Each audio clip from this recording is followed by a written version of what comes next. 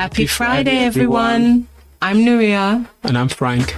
And welcome to another episode of ITT Podcast, which stands for In This Together Podcast. Our podcast is our honest take on relationships, love, and marriage, with the aim of sharing our views and experiences for you to take from it whatever you need. So whether you're single, dating, in a relationship, or happily married, there is something in it for you. Hi everyone. Today's episode is called Please Mind the Gap, and we'll be talking about how to set boundaries, standards, and expectations in a relationship. We're going to explore the definitions for each, the differences between them, as well as the ways in which they are similar, why it's so important in a relationship to set boundaries, standards, and expectations, and we'll also discuss some practical steps to help you define and set your own.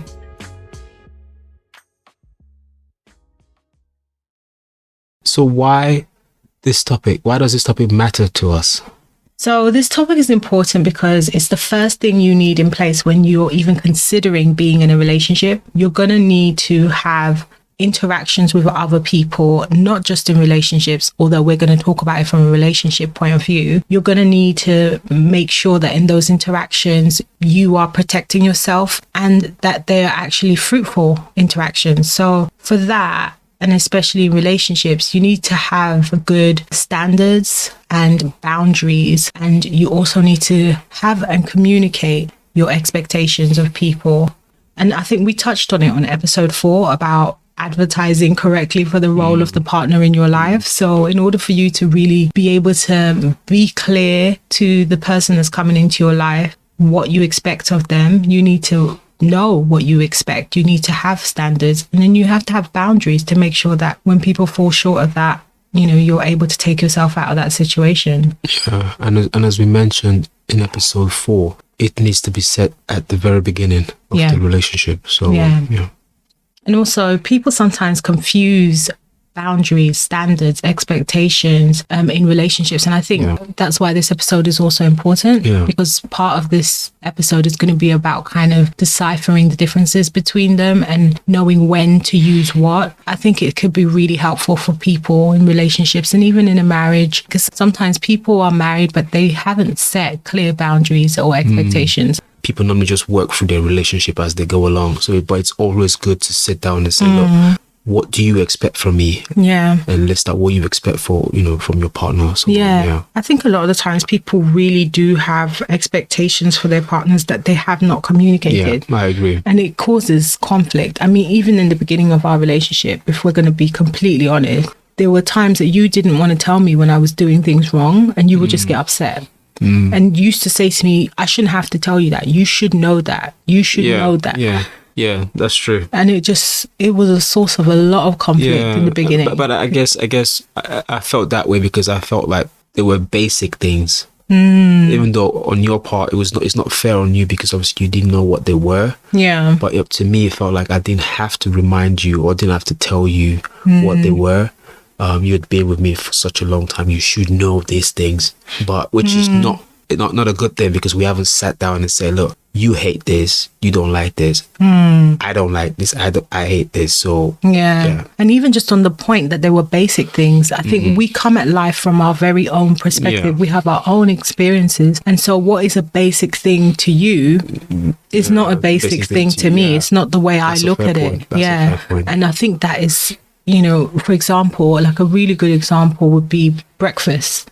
The breakfast issue. Oh God, here we go. Like Frank grew up having breakfast, and he grew up with 2 sisters. He's the eldest. He's a boy in an African household. Need I say more? He was used to breakfast being cooked by the women in his house, and he's not misogynistic, but that's just how he grew up. And that was really different from how I grew up. In my household, my mum cooked dinner, lunch sometimes, but she really didn't eat breakfast, so she didn't really cook breakfast. The person that cooked breakfast in my house sometimes was my dad. And so we grew up not really eating breakfast like that either. And I mean, sometimes I'm like, oh, it was terrible that we grew up not eating breakfast, but there was always breakfast stuff. My mum always had eggs, bread, milk, cereal, all of that, but we just weren't really used to eating it. And sometimes my dad would do like a fry up, or he'll do like a proper breakfast. And so I wasn't used to breakfast.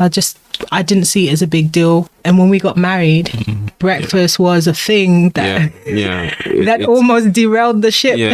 We needed to establish how we approach that. Because, I kind of expected my breakfast in the morning. And Nuri not being a morning person, you can see where it's going wrong. So how is she gonna make breakfast when she's still sleeping? Oh gosh, you were still sleeping. Exactly. I mean, if you've been listening to our podcast, Frank wakes up earlier, I wake up later.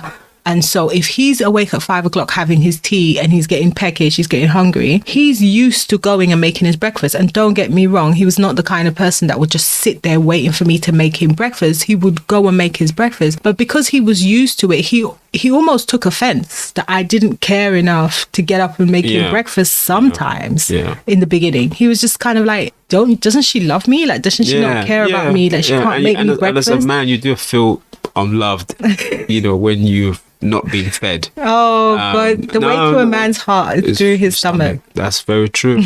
That's not serious. That's so misogynistic. I know it sounds very misogynistic. It's so patriarchal. It does, but it's the truth. Yeah, I'm not gonna lie. I wish it wasn't. For you, I guess. For me, yeah. I'm sure for a lot of guys as well, they may deny it, but yeah, I wish it wasn't true, but it is the truth. No. Yeah. You guys I mean, why does it matter? Because it's something that you don't have to do, but you chose to do it. Even if it's by force. It's never by force. And ladies, if you're being forced to cook against your will, that's terrible. Yeah, and call the police. But basically, no. What I'm saying is, especially for men that can cook. Yeah, you could cook. Exactly. You could take care of yourself. If you cook for me, it's it shows me that you do love me, because you don't have to do it. You could tell me, oh Frank, you just cook, make your own breakfast or but when you do it, it's For you, it's a thing, we're going to go into this a bit more later on, but Frank's thing is acts of service. And so if you think of that in terms of love languages. That's all about love languages. And we'll get into love languages at some point. Yeah, I mean, we might even do a whole topic on it. But we'll touch on it in this one as well. Yeah. And I guess we digress a little bit, but the whole point is that, that's a real life example of Frank and I's relationship on how, for him... breakfast is important. Yeah, but that wasn't what I was saying, was it? It's all right. That's a real life example of how communicating your expectations matters and how setting expectations matters, because that expectation was not communicated. It was not set. And in our marriage in the beginning, it was a point of contention because he wouldn't necessarily say what was upsetting him in the morning. And I was like, why is this guy so miserable in the morning? And it was because he just felt like, so you can't even make me breakfast. And I'm like, the men in my life make their own breakfast. The women always made like dinner and stuff, but the men in my life when I was growing up always made breakfast for themselves. My dad wasn't too fussed about breakfast either. He was always out in the morning. So yeah, that was not a basic for me. But it was definitely basic for you. So once we did communicate that, it was all right. But that's just an example of, how important it is, why it matters in a relationship. Yeah. But before we carry on, I think we should give everyone a definition of what expectation means, what standards and boundaries are. Yeah. Yeah, so people have different views. Yeah, exactly. I think it's really important for us to define the words that we're going to be talking about in this actual episode. To kick it off, I'll explain a bit about the definitions and the differences between them. So firstly, an expectation is a strong belief that something will happen or it will be the case. Yeah. You can expect to feel loved in a relationship. That's a feeling that you just expect to have. You have a belief that will happen if you're in a relationship. I'm expected to protect the family. Yeah, and you are. As the man in the house, you are expected. That's just he's the strongest person in the house. So he's expected to protect us. Yeah. Should armed robbers, like my son was concerned about. my son was concerned about a while back. What if someone breaks into the house? Yeah, daddy will protect us. But yeah. a standard is defined as a level of quality or attainment. A secondary definition is something used as a measure, a norm, or model in comparative evaluations. So if you think of standards, I think a good example of a standard is affection and kindness in a relationship. Yeah.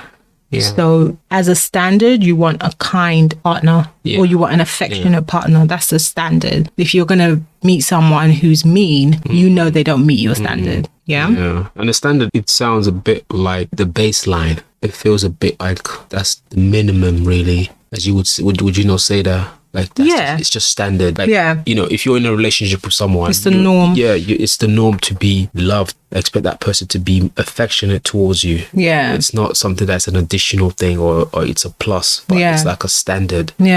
Yeah, that's true. So the standard is like your level. The level, the level that someone has to meet. I think is the best way to describe it. It's the level that someone has to meet. Because if you say it's a baseline, then it's low, where standards tend to be high. Yeah. So it's almost like it's not the basic. Yeah. It can be the basic because you start from the standards, and then you can exceed standards. Yeah, because I get what you're saying. In a relationship, my standard is like the guy should be X, Y, Z. That's where you're starting from. Yeah, true. I guess I get what you're saying. Anything additional is it's a plus. It's like whatever That's so you can see it in different ways. Yeah, you can see it. I mean, there's two ways to look at it. You can see it as the baseline where people have to kind of enter at, or you can see it as something that you've set. That's a bar that people have to meet. Yeah. So it depends on the person. I guess it does depend. How do you view it? For you, is a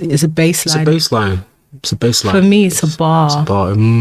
Okay. That's interesting. For me, it's a bar. And I don't know why. This is interesting because we're kind of exploring this in real time. I mean, it's interesting because for me, it's a bar because you're probably more accurate than I am. If you go into a restaurant, for example, and it's a 5-star, that's their standard. You would expect him to meet that standard. So it's kind of like a bar. Yeah. For them to meet it. So that's probably more accurate. But then you can also say if it's a 5-star, the minimum you expect is a 5-star. They can't go below a 5-star. So it really depends on how you're looking at it. But basically, if you're thinking of it in terms of what it is your norm. What you think is the bar or the baseline, but it's what you think should be the norm. Yeah. A boundary, and this is where we're going to get even more confusing. A boundary is a line which marks the limit of an area, a dividing line. And so this is why I was like, a standard is not a baseline to me, because I feel like a boundary is, but no. A boundary is pretty straightforward. You draw a line. Don't cross that line. That's it. Boundary is pretty straightforward. So the way I see a boundary is a deal breaker that you have identified to prevent having to go below your standard. So to me, it's the breaking point for when your expectations are not met.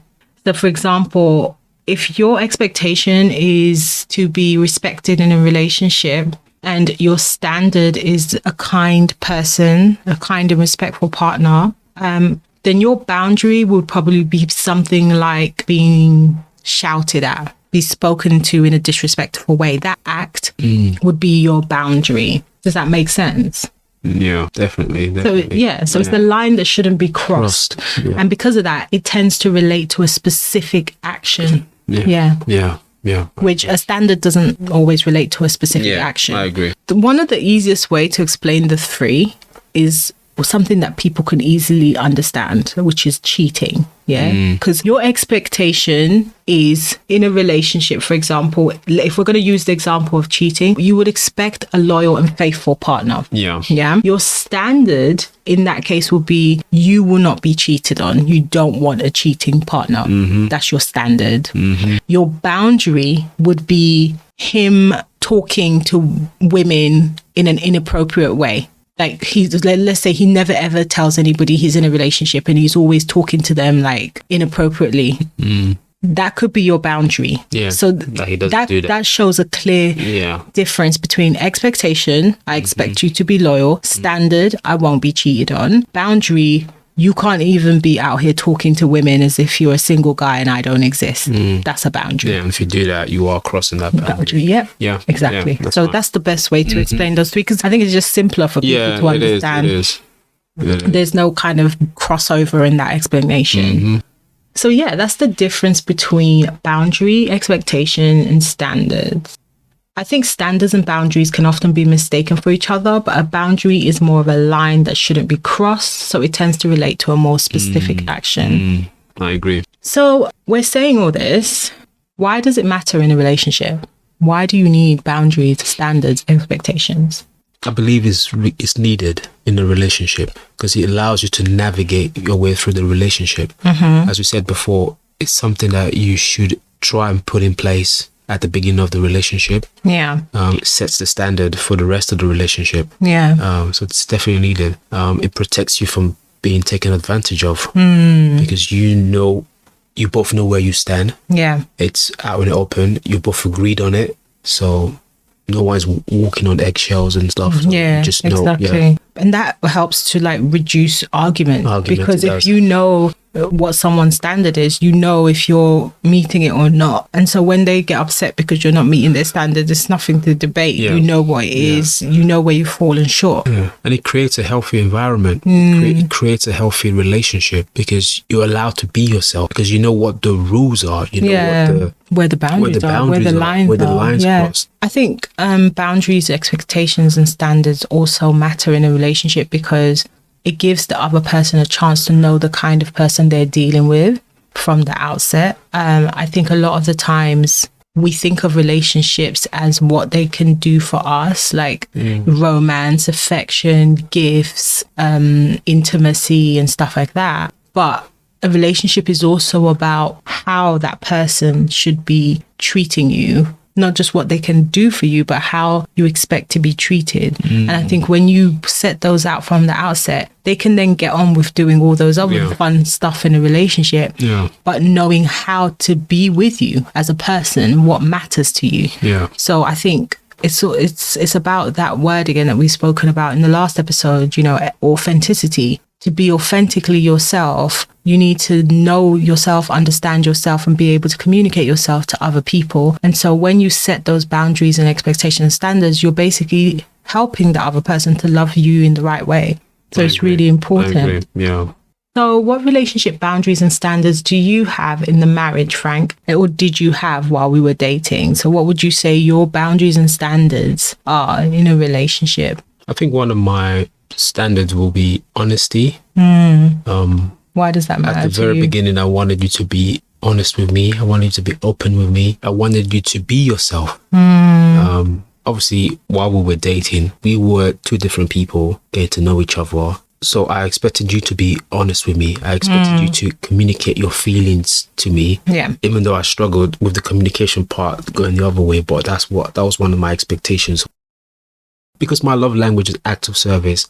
Earlier in our relationship, one of my standards was that, you know, you knew how to cook. I remember when we had the conversation while we were still getting to know each other and I asked you if you knew how to cook. Why did that matter though? It mattered because I enjoy a good cooked food. So you're a typical African man. Yeah, very, very typical. You can say that. No, if you told me that you're all right at cooking, it would have been fine. I just wanted to know if you. I'm just giving you a chance to explain yourself because I know what people are going to think when they hear you say one of my standards was that you needed to know how to cook. Even though I feel like that should be a standard for everyone. A woman should expect a man to know how to cook. Yeah, but I know how to cook and I knew how to cook back then. But I wanted to know if you knew how to cook. Yeah, because not everyone knows how to cook. And I didn't have a problem with it. Yeah, but not everyone knows how to cook though. Yeah, that's the fact. That's a fact. So that was one of my standards. Did it matter whether or not I enjoyed cooking or was it just that, okay, I knew how to cook and that's enough? I think knowing you knew how to cook was enough. Okay. Because if it came down to it that I could cook better than you could cook, it just means that, okay, I take on the responsibilities of cooking, but also knowing that you can also cook if needed to. You understand? So if it wasn't a case of, oh, well, I don't know how to cook, then I would have been like, Yeah. Do we need to book you don't qualify? You don't qualify. But I get and another standards for me is respect. Yeah, I think respect is very important to me. Respect me, respect my family, respect the people around me. That's a core standard for me. Yeah. Why does that matter to you? Because I grew up in a family where we showed a lot of respect to each other. Yeah. You grew up in Nigeria, so that is like a baseline. Yeah, it's a baseline. Respect is a big thing it is. in Africa. It is. It should be. It's a big thing other places as well, it's a big, but Nigeria is all about... Yeah, you've got to respect your elders. Yeah. Yeah. And as I'm older than you, show more respect or... Nope. Yeah. No, I'm joking. I sound like such a defiant woman. Like, nope. Yes. No. She is. Whatever. Right. What about you, Nuria? Tell me, what's your relationship boundaries and standards? Let's just clarify. I'm very respectful. She is respectful. Very I am a joker though, so I do like to pretend. Yeah. So what would you say were your boundaries and standards? I think for me, communication is a big standard. I would say my standard is I expected mature communication, especially when there's disagreements or when there's issues. Even though men are not always the best communicators socially, I did always kind of encourage us to talk a lot more and for you to be more open and honest about how you're feeling as well. So communication was a big thing for me. And as a boundary, in terms of communication, I really did not accept being shouted at or spoken to rudely. So that's a boundary for me. And the same as you, honesty. I always wanted a partner that would tell me anything. I always that's one of the things about a true friendship that I speak about all the time, is that you're honest with your friend and you're open. Yeah. And you don't need to lie to them. Yeah. And so, Yeah. Being lied to is a big boundary. Yeah. Honesty is especially a standard. in a relationship. It's one thing to to lie to a friend or not tell a friend the truth, but in a relationship, you need to be very, very open. Yeah, because you're building. Yeah. You're building on something. And if you're building a foundation on lies, you're basically building nothing. Yeah, it's not even real. Mm-hmm. Yeah. A standard of mine was also to have a secure partner. And in that, I mean, like independence of thought, has his own thing going on, comfortable being by himself, having his own space, and being comfortable with the fact that I'm a people person and I'm a bit more extroverted, even though I have very introverted qualities, but I'm very much a family, friends type of person. So I always knew that as a standard, my partner had to be very secure. I couldn't be with someone that wanted me to be with them 24/7 and felt jealous every time I was out with friends and stuff like that. So yeah, that was a big deal for me. And lastly, I would say, well, two things. Affection is a standard and loyalty. So I'm a very affectionate person. I'm a hopeless romantic, aren't I? Sure. I love romance. I love flowers. I love anything to do with romance. And that's probably the Disney girl that I'm always referring to in me. And so like touch, hugs, romance, like a true friendship, that stuff was really important to me as a standard. If I don't feel like I can be friends with you, then we're just not going to hit it off. And so, yeah. And so a boundary, I would say, is if I feel like my partner is not affectionate for like days and days, it's like a line is being crossed and I won't accept that.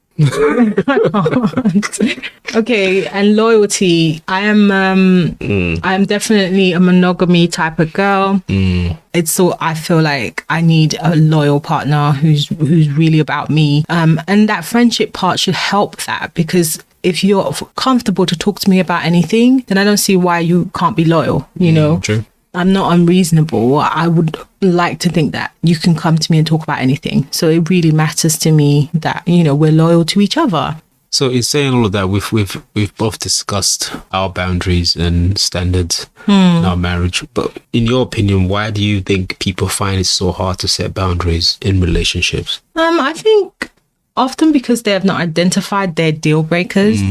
I think people treat standards sometimes like it's a wish list, which brings us into the topic of preference. Standards are not preferences. A preference is something you'd like to have, something that's nice to have, like the cherry on top of a cake, but it doesn't make or break the decision to continue with the relationship or to be in a relationship with someone. It's just something that you would prefer. So you don't have a bias towards the other thing. Whereas a standard is like you said, it's either the minimum or the bar. You know, it's something that you shouldn't drop just to accommodate people. It's something that goes across the board. Yeah.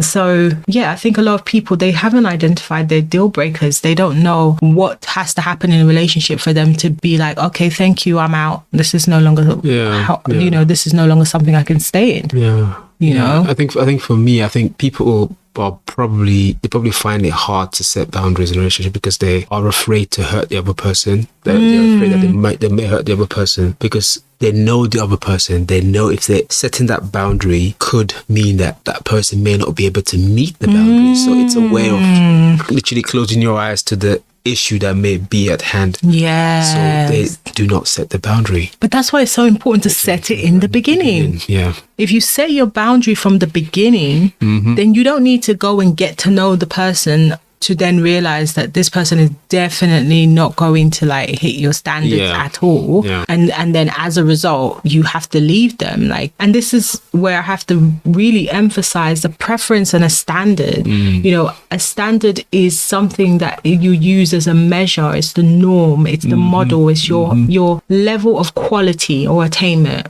Whereas a preference is a greater liking for one alternative over another. You know, that's a dictionary definition of preference. It's a greater liking of one alternative over another. So you might like white wine, but you prefer red wine. That doesn't mean you won't drink white wine, but you just prefer red wine. Yeah. And that is why it's important to know the difference. If there's something, you know, I would like a partner that, you know, doesn't eat pork, for example. That could be a preference. Like, oh, I would prefer a partner that doesn't eat pork. But that's not a standard. Yeah. You know, you could just be like, you meet someone, they're really great, they tick all the boxes, but they eat pork. And you're like, well, I would prefer they didn't, but they're their own person. They're independent. Like, they can do what they want. They're an adult. That's fine. You know, I just won't be eating the pork with them. You know, so that could be a preference. But if it was a standard now, that would be a deal breaker, you know. Yeah. And so I think it's really important to know the difference between a preference and a standard. And that would help you in kind of setting the boundaries. Yeah. And that's probably why some people just don't set the boundaries. Yeah. Like you're saying, they don't want people that they like to fall short. Yeah. They're not setting it early enough. Yeah. Or sometimes people don't want to seem to, a lot of the time when people start dating, they really want to give across an image of themselves as being laid back. Yeah. People seem to, like, even if you think of like dating profiles, people are always like really easygoing, really laid back. Yeah. Half of those people that say they're easygoing, laid back are probably not.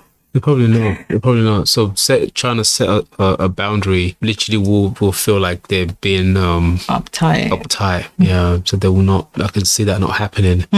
You want to seem easy breezy, beautiful girl. We're just taking it easy. You know, we're just flexing our muscles, just getting to know each other, this, that. But realistically, they actually want to set boundaries. They don't want you talking to other girls. They don't want you doing this. They don't want you doing that. Yeah, but they don't want to seem. They don't want to seem uptight. They don't want to seem that they care. Yeah, which is another thing. Yeah. Linked into what we were talking about last week about vulnerability. You don't want to seem like you care.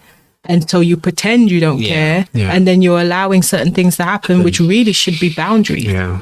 Yes. And the thing is, you might be in a relationship like that, and as time progresses, that relationship becomes serious. It may not have started off serious, but because you failed to set the boundary, you failed to establish any standard, it then gets serious a couple of months down the line. You've literally almost passed that stage. It's like, well, you never acted like you cared when I was talking to Mandy. Why are you now acting like? And then they start being like, oh, why are you being insecure? Yeah. If it was a standard from the beginning and a boundary from the beginning, we can't call you insecure because you didn't even know them enough to care at that time, but you knew you weren't going to accept that, right? So that leads on to, can your standards be too high? I think this is a very yes and no answer. Why? So I think, yes, if you're putting preferences into standards incorrectly. Okay. So when it comes to setting your standards, if you sit down and you're like, okay, what are my standards in a relationship? And then you start listing preferences, you're setting your standards too high, because some of the stuff is not actually standards, they're preferences. Yeah. But no, your standards can never be too high if you have clear reasons why it's important to you and why it needs to be met in a relationship, and you clearly identify it correctly as a standard. Yeah. Yeah. So I guess that's what I'm saying. Technically, no, your standards can never be too high, because if it's your standard, it's your standard. If it really means that much to you, it's your standard. Yeah. I know as a standard, I've given a lot of like, high level standards, but one of my standards was I didn't want a man that smoked. Point blank, period. Like, I could not date a smoker because I hated the smell of smoke, and I didn't want it around me. I didn't want it around my kids. And no offense to people that smoke, because I know a lot of people that smoke, and I have family members that smoke, but I knew I couldn't stand it. Yeah. I knew for me, it wasn't a preference. It was a standard. Like, if I met you and you smoked, it's not going to work. True. But to some people, that'll be a preference, Yeah. So some people be like, oh, your standards are too high. You can meet an amazing man and he smokes. And it's like, yeah, but if he smokes, to me, he's not an amazing guy. Yeah. Because it's a standard. Yeah. So no, I don't think your standards could be too high if you know exactly why it's a standard and not a preference. Yeah. And we said in previous podcasts, never set your standards too low. Always set it high. Set it high. Yeah. And don't set the standards to fit the person. Don't drop it because you think that person cannot meet the standard, because you like that person. You're trying to fit the standards around that person. Yeah. If they cannot meet that standard, then you have to question why. But that's why your standard has to be irrespective of the partner. You can't, a lot of the times, some people try to make their standards of mold it around the person. Yeah. And it's true. It needs to be irrespective of the partner. You really need to do some self-reflecting. Yeah. And you need to have it set before you meet the person. Rather than you meet that person and then you want to set a standard that, think about yourself beforehand. But then I think this is a perfect episode for someone who's dating or not married yet. Yeah. But it's going to be hard for people who are in relationships already or they're married. How do they navigate setting standards if they haven't done it already? It's just a matter of having that conversation. Just sit down and with your partner and have the conversation and just hash out what it is. Yeah. And I don't think it's ever too late to set the standards. It could be a case of, this is what we used to deal with in the past, but now going forward, this is what our new standards should be. This is what you expect from me. Yeah. This is what I'm expecting from you. And that's true. Yeah. That's the perfect answer. That is exactly it. Like, it's about the deal breaker. If you know for a fact, like, look, this relationship has gone on long enough like this. I can't take this relationship carrying on like this. I will rather be out than for it to carry on like this. Then it's about having that conversation and saying, it's either this or I'm out, because it's a standard. Like, we need to talk about this because it's that serious. Yeah, but also as well, it could be a happy, good relationship where things are not going crazy or things, I know, me and my negative self. You still want to say, right, okay, let's see if we can improve our standards. We're both happy. This is a happy relationship. This is a happy marriage. Yeah, but let's define it. Let's be more comfortable in each other's space. What do you want me to do more of? It goes back to our previous podcast when we speak about defining roles and responsibilities. Like, what do you want me to do more of? So true. Yeah, absolutely. Yeah, so you can set it at any stage. And I mean, technically, a lot of our standards for marriage was set, like I said in the other podcast, we set that standard when we got married in our honeymoon. Yeah. And it wasn't because it wasn't important in our relationship, but we were actually, what was different about that document was that we were communicating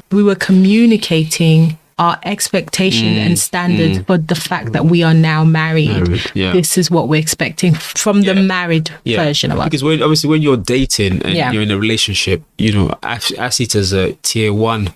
Oh, not the tiers. The tier 1 thing, you get me? It's like these are like standards, dating standards. This is like, babe, this is what I expect from you. But when you get married, that's a tier 3. That's Okay, next so what level. was tier 2? Girlfriend standard. Tier 2 is like girlfriend. Then you get to that Serious girlfriend. Like, girlfriend, that's my girlfriend. You know, that's my fiance. Then that's that. You expect a different standard. But once you're married, you've got to take that notch. Tier like, 3. Tier 3. That's when you talk about like, you know, next level clearance. You need that full commitment. No, it's because at that stage, Yeah. it's not a joke thing anymore. Like, you're going to be having kids. Yeah, you're going to be having kids. Yeah. And the thing is, when you have kids, standards needs to be improved. Here we go. Standards needs to be improved. No, it's Why do standards need to be improved after you've had kids? Because the kids, yeah, you've now thrown in an anomaly into the whole mix. It's kind of like, okay, now we've got kids. Now we're being watched. Yeah, an additional person to feed, to look after. What does that mean for our standards? I need you to do a bit more of this. I need you to do a bit more. Yes, it needs to change. It needs to be amended. Yeah, right on, brother. Yeah. That's and then true. when you're old and retired, you might want to review the standards again. That's true because it's a different life. It's a different life. I'm telling you, it's different reality. So yeah. So, what would you say are red flags? What are red flags to you when you're dating or in a serious relationship? What's a red flag? Our red flags are things that are unusual reoccurrence. What is this? An anomaly. Unidentified flying anomaly, object? X-File.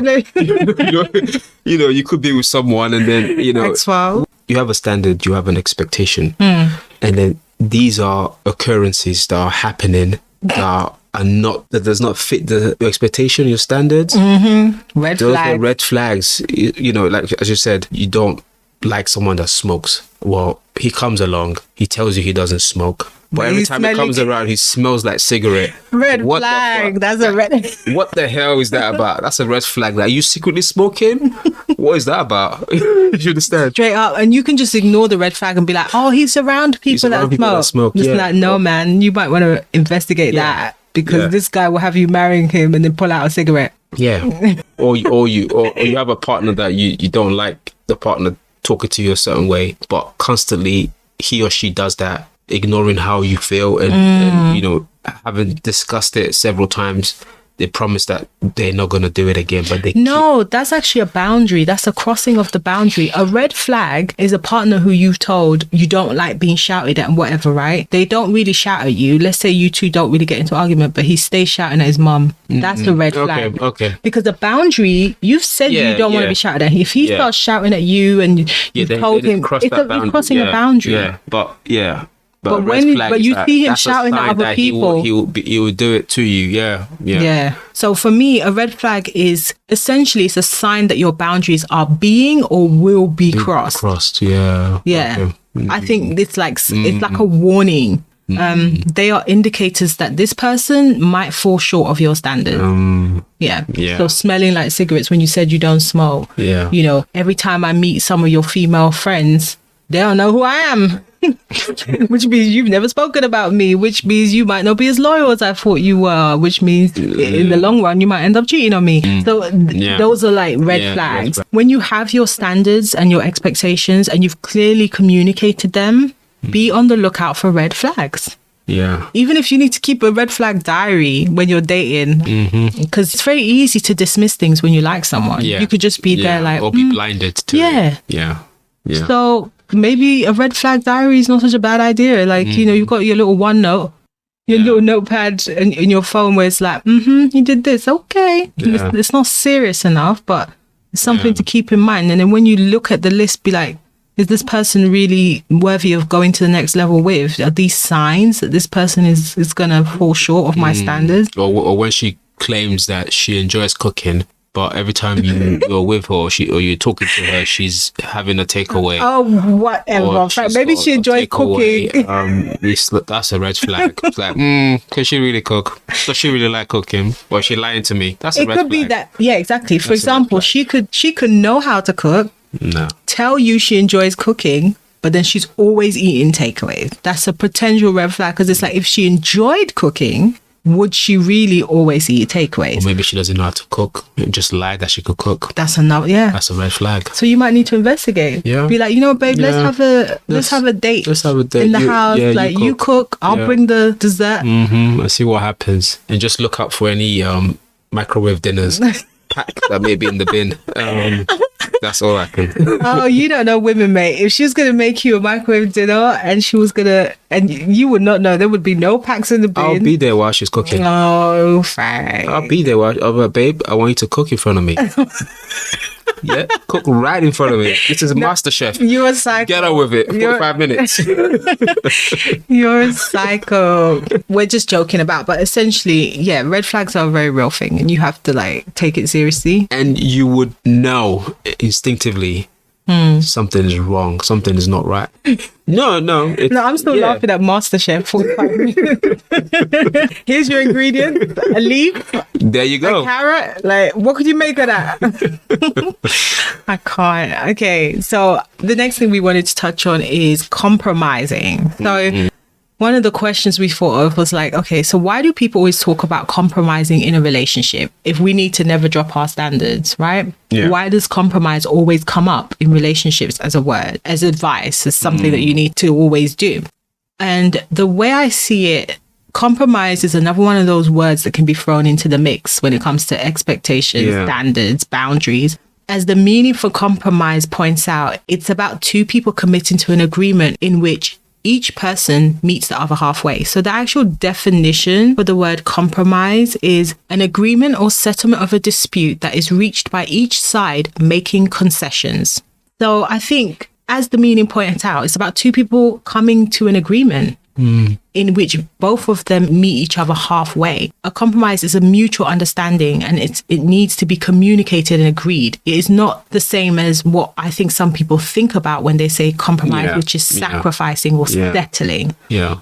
And that's really, really different. To sacrifice is a verb which means to give up something valued for the sake of something else. The Merriam-Webster definition defines it as a destruction or surrender of something for the sake of something else, something given up or lost. This doesn't have to be communicated at all. A sacrifice can be something that you do without your partner even knowing.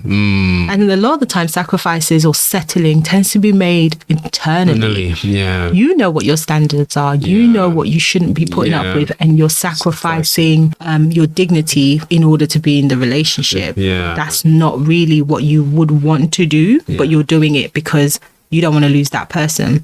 So the difference between settling and compromise is meeting a partner halfway is compromising. Both of you agreeing. It's almost like a truce, right? And you both give up a little bit of something to reach that consensus. Sacrifice is where you go without something that is really important to you. There is a lacking there, and it's not always optional or intentional or agreed. So like, for example, I was looking on Instagram the other day and they were talking about women that want to get married, but their partner doesn't want to get married. And so they convince themselves that they don't want to get married. Okay. And I saw a lot of comments underneath this post and they were talking about, oh, sometimes you have to compromise. A relationship is about compromise. And I'm like, that's not a compromise. That's a sacrifice. Yeah.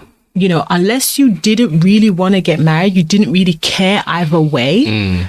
Then it's a compromise. I don't really mind, but okay, let's not get married, but let's do this instead. You know, but that's a compromise. But if you don't want to get married, then that's really, a sacrifice. If you really want to get married and you are not getting married because this partner refuses, you're sacrificing something that really matters to you for the sake of the other person, because you don't want to lose that other person. I think in that case, the two of you are completely not compatible. I agree. And that's why it needs to be a standard or an expectation that you set out from the beginning, because that kind of thing for me is a complete deal breaker. So it's like, if someone told you from the beginning they don't want to get married, that should be have kids. If you want to have kids, that's a deal breaker. It should be anyway. Otherwise, you're setting yourself up for potential. And don't get me wrong, you can sacrifice if you choose to sacrifice. If you're like, this person is worth me never having kids, you know, that's a sacrifice, because they're not compromising. They're just not going to have kids, and you have to sacrifice having kids. I don't advise sacrificing. I don't advise it, because I think you will always turn around and be like, I really did want that though. Yes, you would. Yeah. You would. It's something that you would regret. Yeah, I think, in my opinion, in my experience, well. your opinion as well. Yeah. Yeah. So I think that's the difference. Compromised people talk about it because it's almost part of communicating in a relationship. It's a way of kind of coming to the same kind of agreement or coming to a consensus. Whereas when you're just sacrificing all the time in a relationship, your needs are not being met. Yeah. So the last few things we wanted to touch on are, in what ways can other people or society as a whole influence our standards? So what do you think, Frank? I think society has a huge impact on our standards because obviously we're in a world where things like social media is huge. You and social media Has a huge influence. Your gripe with social media Has a huge is never influence ending. on what we do.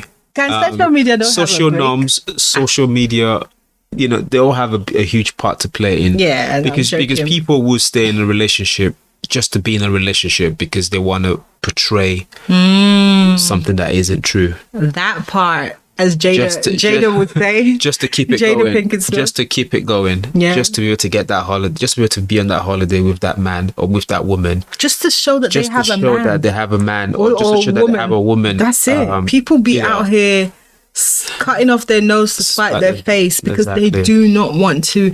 God forbid they let go of that Mr. or Mrs. title. Yeah. So it has a huge impact on it. Which links to that whole keeping up with the Joneses thing. Yeah. It does. A lot of the times society has a norm of being coupled. Yeah. And we look at Love Island. It's all about being in a couple. And it's such a strong pull on people that sometimes if you don't have a strong resolve of who you are without another human being, sometimes you feel like you're nothing without someone else. Yeah. Just for other people to see. Yeah. Yeah. And that's very common in our community, as an African community. It is. There is a lot of settling, a lot of staying in the relationship for marriage's sake. Yeah. So that people can see you as married, so that you can remain Mr. and Mrs. even though you're suffering.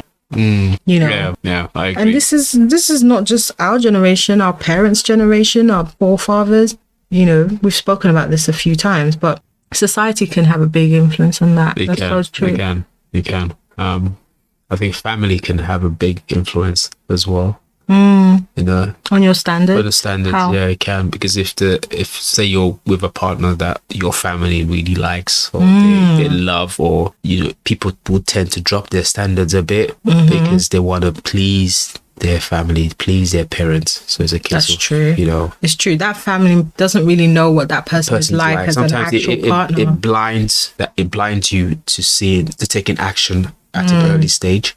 Say a girl is dating a guy and her mom loves of the guy. Yeah, there's a lot of red flags from him. But she's ignoring them. She's ignoring them because obviously he's good with her mom. He's a nice guy and whatnot. But yeah, that is so true. Yeah. So and also I think society can influence your standards in the way that it tells you that you should have material things. So I know at the moment a lot of young girls, which is not all in all a bad thing, but a lot of young girls talking about men with money, cars, able to buy you gifts, take you to expensive restaurants, which is not a bad thing, I would say.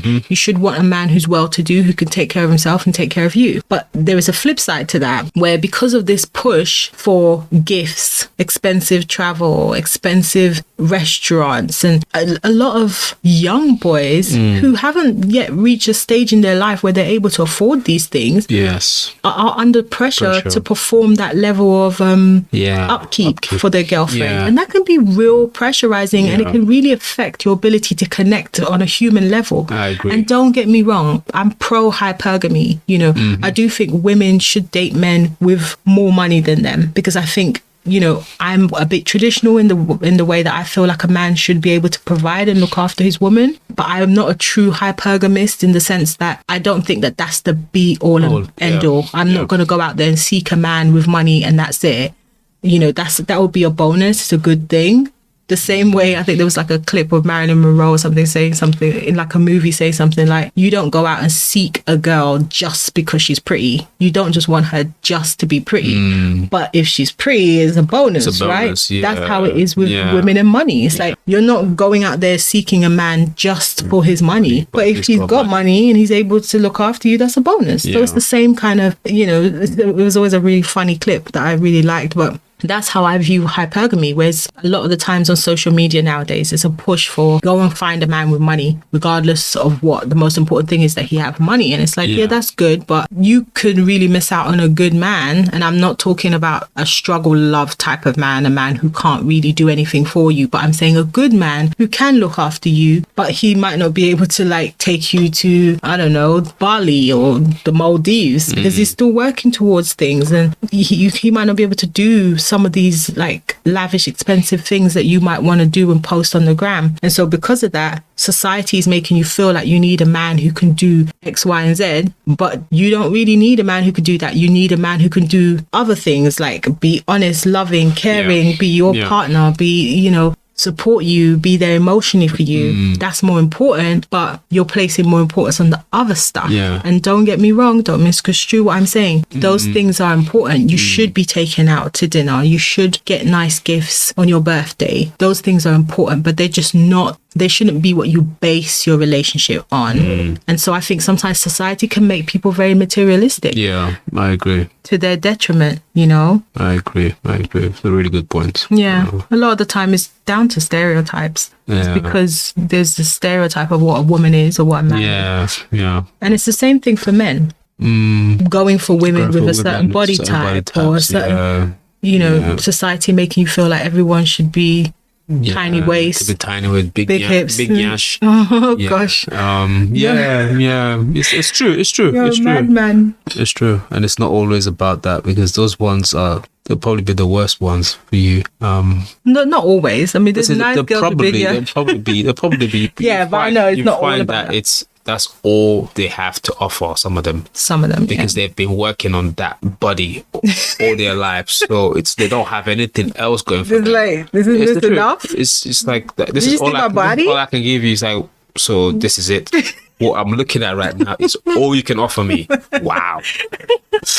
Yeah, I know you. Yeah, exactly. So that's like the flip side of it. And I think one of the things that we would say about society's influence is don't let society influence your standards. Yes. Think about what really matters to you, you know, and this is why we talk about love languages. I'm not an acts of service type of person. I'm a touch and affection type of person. I want a hug over you washing the dishes for me. Lots of hugs. Oh, God. Tell everybody. Yeah, I like hugs and stuff. So you could wash the dishes, you know, like I was going to wash the dishes and you did it for me. And I'm like, oh, how sweet. But that's not what makes me feel loved. But for Frank. A nice kiss. All right, mate. We'll do it for you. PG. Keep it PG. It's only a kiss. What's that about? That is PG. I can't. But yeah, no. Yeah. But I like the hug and affection. And for me, make some jollof rice. Ooh. Yeah, he's all about food. Yeah. This man and food. You'd think he was you love me. 300 pounds. You love me. You make me some jollof rice. It's true love. Well, I can't. I do know that Frank, if you don't cook for like quite a few days, Frank will get grumpy and he'll pretend he doesn't know why. He'll pretend, and if it's more than not a about week, the cook. I'll start looking for another one. Yeah. I can't. But yeah, don't let society influence your standards too much. Really know your standard. I think people need to work. They need to invest some time into knowing what they really want. It becomes, it's like a skill. Like, you have to know what you want. It's not just, it's very easy to say, I like my guy to be this, but have you actually thought it through? If you actually sat down, you'll find that a lot of the stuff that you want is because it's what your friends want as well, or what the social media is saying a good guy or a decent guy should look like. But what does a decent guy look like to you? So because you're unique. Exactly. You know, and even not just on standards, and obviously it's linked to standards, but like, for example, I always find it interesting how society has such a strong has such strong views on disloyalty, unfaithfulness, cheating, monogamy, side chicks, like all of that stuff is really shunned. And yet it's interesting how many women take their husbands back after cheating, monogamy, not being monogamous, all of that. And I find that interesting because I'm like, well, how many of these women really care about cheating and all of that stuff? You know, and that's one of those things about society influencing people's standards. Don't let society influence your standards. You have to determine what matters to you.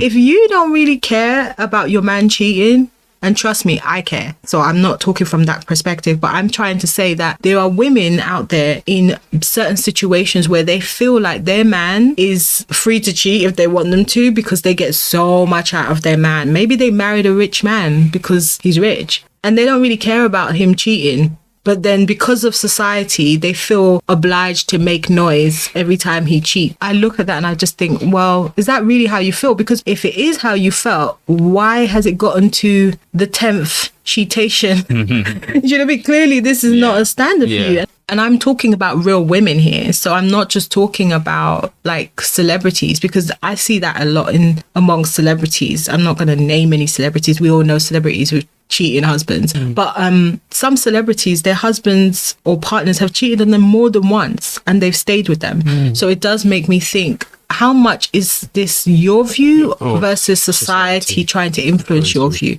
And if that's how you feel about it, stand in it. You know, if you don't really care about something, don't make it an issue. Don't be making noise. Think about yourself before you think about what other people think of you, because yourself and your relationship is what matters the most. And I'm just using cheating because I think that is one that's easy for people to understand. I'm just going to say, for the record, I'm not about that life. Like I said, I'm a monogamous woman. I need a monogamous man. I'm all about loyalty, and I find cheating to be very, very disloyal, and I'm not about that. So that's not my stance. But I appreciate that there's women that don't have the same stance as me, and they have a right to have that stance. As long as they know what they're doing about, you know, protecting themselves from disease and protect themselves from a whole bunch of other stuff, like, you know, babies outside of marriage and stuff like that. If you and your partner have worked that out, then don't let society tell you what you should and shouldn't accept, even on something like that. Yeah, that's true. So, and one of the questions that we're looking at is, how many chances is too many when a partner falls short? Let me throw that back to you. You start. How many chances is too many chances then, in your opinion? It depends. It depends on what they fall short on. Yeah, so it depends. If it's a partner that's cheated on me, then there might be one strike, you're out. It might not be. I could cheat you one time? Yeah, that's it. I got one chance. One chance, you're done. You're done. Yeah, one chance. So it depends on what the full. Wow, I didn't know that. If you didn't cook for a week, that's different.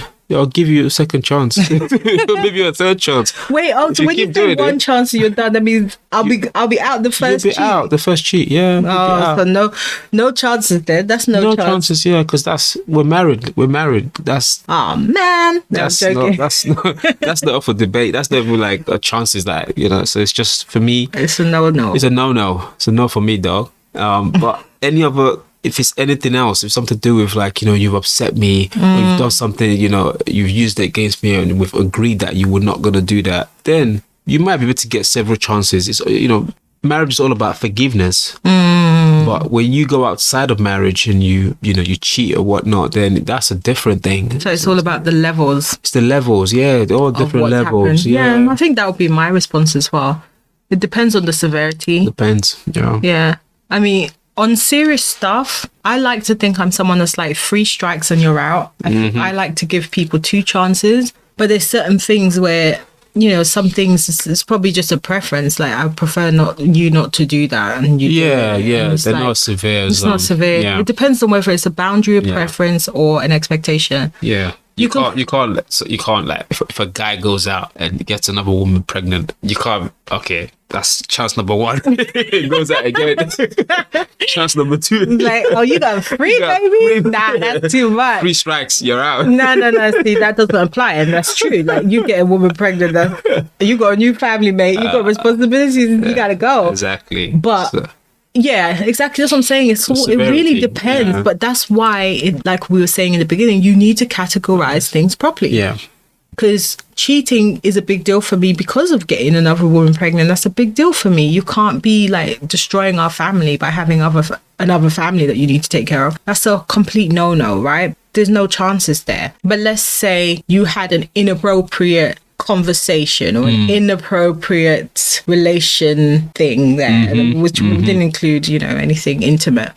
That is probably something that could be like one chance. Like, yeah, you did that. Okay, you get a chance. But let's say you keep making friends with women that you're telling me nothing about, and I just keep discovering new girlfriends that you have. That's you falling short of my expectations. So that... Ladies, stay away from me.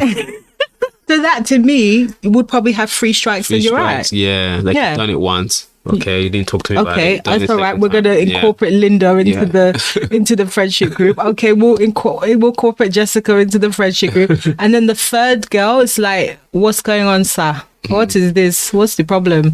That's different. That's 3 strikes and you're out. So it really is about the severity of it. Yeah. But yeah, it's about knowing what things fall into, then you'll know how serious something is to you. Yeah. So in our relationship, how many chances do you think we give each other on things? I mean, I think we've already touched on it. I know. I think we apply what we've just said. Yeah, isn't it? we do. For me, I think you get. I don't really give you any. I don't even give you a chance. I don't even consider this is the second time. I don't keep any. Yeah, we don't always keep scores at all. Because we don't do anything major. No, we don't actually. We're just testing boundaries. Yeah, I don't think we would test any boundaries actually. We annoy each other every now and then. But I think it's more annoying each other. Nah, we haven't. I mean, it depends on how real we want to be. Well, like finances, which is another topic. That's the topic for another day. When we talk about finances is this season, so we'll talk about that. But you don't like when I spend big money without telling you. Oh, yeah. Okay, that's one of my... That could be one of my 3 strikes you're out kind of thing, that's a big deal thing for him. Big for me. Yeah. And I've done that a couple of times. Yeah, I think you're on your second. No, I'm not. You've actually got one more chance to actually be very careful. No, thanks. Stop it.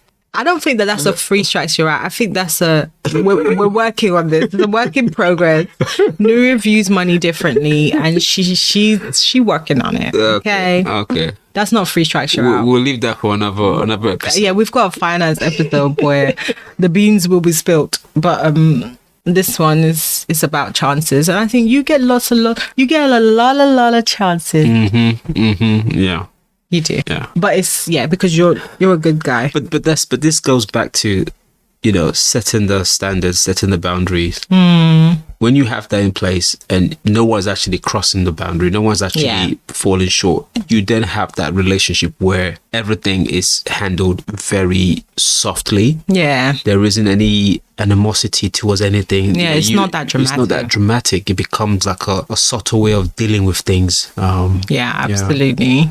Cool. So just to wrap up everything that we've said, let's go to some actual steps to setting your standards. So we can say one each. Yes, and then we can. First, create a list, like a wish list, and eliminate until you get to the top 5. So let's say you're setting your standards. Make a list of things everything that you would like in your partner. Don't worry about how long the list is. Then go through the list and eliminate and put things into expectations and preferences, right? So move some stuff out and keep eliminating until you get to your top 5 things, or maybe top 10. Maybe 5 is just not enough for you, right? Those top 10 or top 5 should be your standards. And then you should then have a bunch of expectations and preferences. Yeah? Yeah. And once you have that list, you can think of the characteristics for that person that you want. Yeah. So think about the characteristics someone needs to have to meet that list. Yeah. Yeah. And then that's what you look for when you're talking to people. And So you start thinking, does this person seem kind? Because those characteristics will help you in understanding whether or not that person can meet that standard. So match your standard or your top 10 with characteristics. Yeah. But they've got to be realistic as well, though. Yep. Right? Because, there's no point having 10 things on your list and half of them are unrealistic. Yeah. That's the third step. How realistic is it? Yeah. Question that. Challenge yourself. Is it easy for someone to be this and that? Could they be number 1 and number 4 on your list? Or are there contradictions, right? And then think of the behaviors that will fall short of those things on your standard, because those behaviors will be your boundaries. Yes. So if you have your standards, you have expectations, you have preferences, then you start thinking about your top 10 standards or your top 5. What would someone do to show you that they do not hit that standard? Because that is your boundary. And then write those down. Yep. Step 5 is write all of this down. Write them down if you need to. Write down the behaviors. And then step 6 is communicate them. When you're dating, when you're in a serious relationship, and you'll know when to divulge which standard, because they will pretty much come up as you're getting to know each other. Yeah. If you're already in a relationship, do this exercise and just go and talk to your partner. Communicate all of it. Yeah. It's really important to communicate, because otherwise nobody knows what your standards are or their expectations. That's true. Yeah. And the final one, review them as you grow. So constantly review them. Yeah. And review them as you go as well. Yeah, as you grow and as you go. Yeah. And as you progress with the relationship. Yeah. Always because you're going to change as a person. You're not always going to stay the same. So definitely review them in your relationship. Make sure they stay up to date and listen to your partner as well. Yes. So part of communication, when we say communicate, it's not just telling them. It's about listening. It's about making sure they understand. How do they feel about what you are asking them to do? Mm-hmm. It's really important. Yeah. And even in all of this, if you're in the early stages of dating, listen to their views to understand whether or not they're the kind of person that you can be around or you have a future with. Yeah. So that's a wrap. That's it. Yep. That's it for another episode. Mm-hmm. So that's it, guys. You've heard our views on setting boundaries, standards, and expectations in a relationship. And we've covered some key definitions and the differences between them, why they're important to a relationship, what prevents people from setting clear standards and how society can influence them, the way we approach boundary standards and expectations in our relationship, and we've touched on how to define and set your own standards in a relationship. We appreciate everyone that takes the time to listen to our podcast, and we're super grateful for all your engagement with us. We really hope you tune into the next episode, where we'll be talking about long distance and international relationships. Flight to Lagos. Oh, I can't. Don't forget to email us any of your questions, comments, or dilemmas at itt.thepodcast@gmail.com, or send us a DM on Instagram at ITT Podcast, or one word. Thank you for hanging out with us, and we'll speak to you on the next one. Bye.